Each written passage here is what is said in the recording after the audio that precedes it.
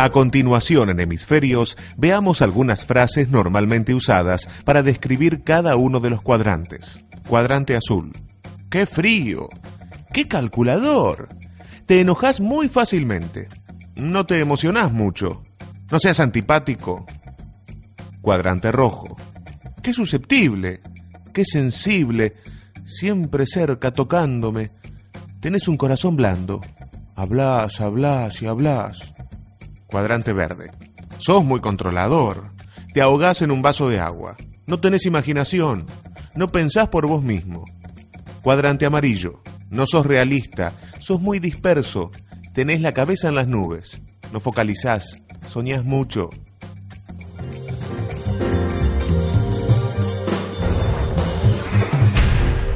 El tema del emprendedor conviene ubicarlo, me parece. ¿Ubicarlo dónde? Para ubicarlo hay que hablar del ciclo de vida de las organizaciones.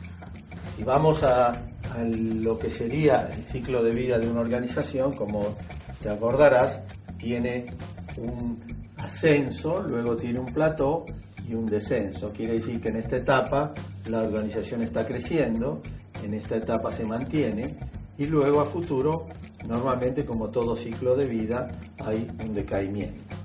Lo que se trata en todo proceso es evitar este decaimiento. Por lo tanto, hay una característica que llamamos de fase 1, que las organizaciones, para evitar esta caída, tienen que detectar de alguna manera en esta instancia de la vida de la organización para poder recapturarla a futuro acá. O sea que normalmente, para que esto tenga una cierta continuidad, se cambia lo que se llama el modelo de negocios, pero lo que busca la organización es renovarse. Acá hay lo que se llama un punto de inflexión donde la organización sigue creciendo, pero ya no crece con la intensidad que crecía al principio. Por lo tanto, esto empieza a detenerse con la posibilidad que si no se renueva esta curva con una genética similar, llamémosle acá 1' a la anterior, esto no pasa. Ahora, para que esto suceda, y suceda exitosamente, tenemos dos cosas muy importantes que tener en cuenta. Por un lado, el estilo del líder o el estilo del equipo directivo, ¿no? Digo O porque es O e I. Normalmente en la primera instancia, que es la instancia del emprendedor, nosotros tenemos la característica del emprendedor, pasa a tener un perfil determinado, así como estuvimos viendo. Con ese perfil, lo que hace el emprendedor, inicia la empresa y la lleva hasta un determinado punto que denominamos fase 1. Esa fase 1, ¿dónde se termina o dónde empieza a terminarse? En un lugar donde empieza a haber turbulencia organizacional, ya sea porque el emprendedor no tiene sus características de líder apropiadas para la fase que sigue, ya sea porque el mercado lo puso en una encrucijada que él no había pensado, ya sea porque no se rodeó de la gente adecuada para hacer la transferencia a la fase 2, ya sea porque los sistemas se agotaron o tiene que implementar sistemas y él no está preparado.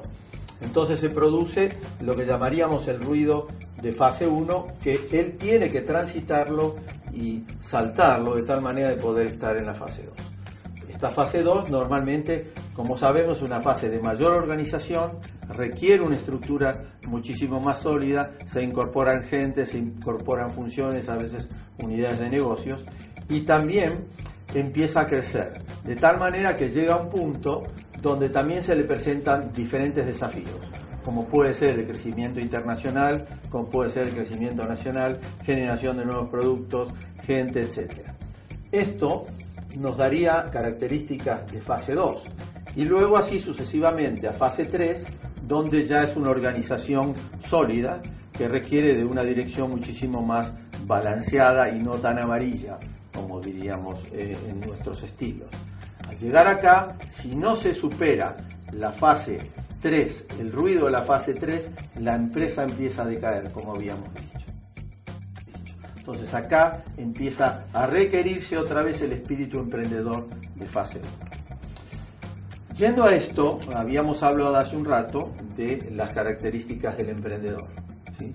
El emprendedor promedio va a tener que tener mucha fuerza en el cuadrante D, ¿verdad?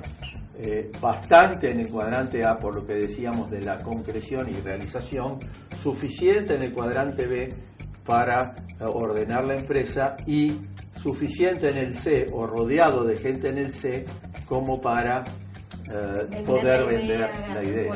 La verdad que la concreción real, el desafío de todo emprendedor va a estar en estas dos áreas, ¿verdad? Acá, en general, el emprendedor no tiene problema.